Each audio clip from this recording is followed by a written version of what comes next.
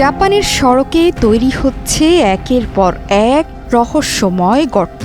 এর মধ্যে সড়কের মাঝে ৫ মিটার গভীর গর্তের মধ্যে ডুবে গেল আস্ত একটি ট্রাক এবং চালক।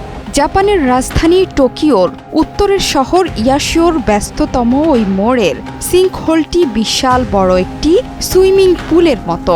চালক এবং ট্রাক উদ্ধারে আপ্রাণ চেষ্টা চালাচ্ছে উদ্ধারকর্মীরা। ঘণ্টার পর ঘণ্টা পেরিয়ে গেলেও এখনও সেখানে আটকে পড়ে আছে ট্রাক এবং ড্রাইভার। ৭৪ বছর বয়সী ওই চালককে নিয়ে বাড়ছে উদ্বেগ।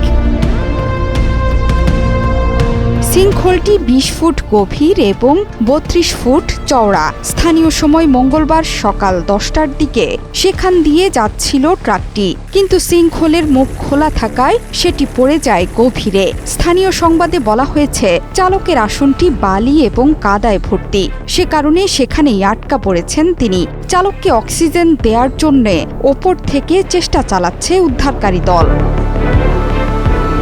ঘটনাস্থলে আছে ফায়ার সার্ভিসের ১২টি গাড়ি। পুলিশের বরাত দিয়ে জাপানি গণমাধ্যম বলেছে, চালকের এখনও জ্ঞান আছে। পুলিশের সাথে কথাও বলতে পারছিলেন না দিনের শুরুতে, কিন্তু পরবর্তীতে আর তার সাথে যোগাযোগ করা সম্ভব হয়নি। বুধবারও কাছেই প্রথম সিঙ্কহোল থেকে একটু বড় দ্বিতীয় একটি সিঙ্কহোলের দেখা মিলেছে। ধারণা করা হচ্ছে, নাকাগাওয়া নদীর অববাহিকার নর্দমার পাইপে ফাটলের কারণে এই দুর্ঘটনা ঘটেছে। এটি প্রথমটি থেকে কয়েক মিটার দূরে অবস্থান করছে।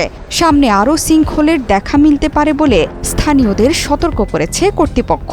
শুধু তাই নয়, এতে করে গ্যাস লিক হতে পারে বলেও শঙ্কা তৈরি হয়েছে।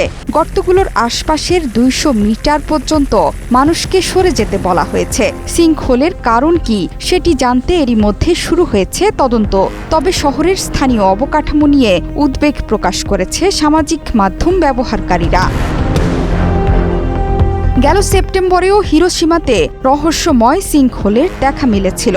ভূগর্ভস্থ পাইপ ফেটে যাওয়ায় সড়কে বিশাল গর্ত তৈরি হয়। সেখানকার ঘরবাড়িতে আটকা পড়েছিল বেশ কিছু মানুষ, যদিও পরবর্তীতে তাদের উদ্ধার করা হয়। ২০১৬ সালেও বিশাল এক গর্ত তৈরি হয় জাপানের শহর ফুকুওকায়। সেই গর্তটি ছিল ৯৮ ফুট চওড়া এবং ৫০ ফুট গভীর। জাপানে কেন একের পর এক রহস্যময় এসব গর্তের দেখা মিলছে সেটি নিয়ে উদ্বিগ্ন স্থানীয়রা।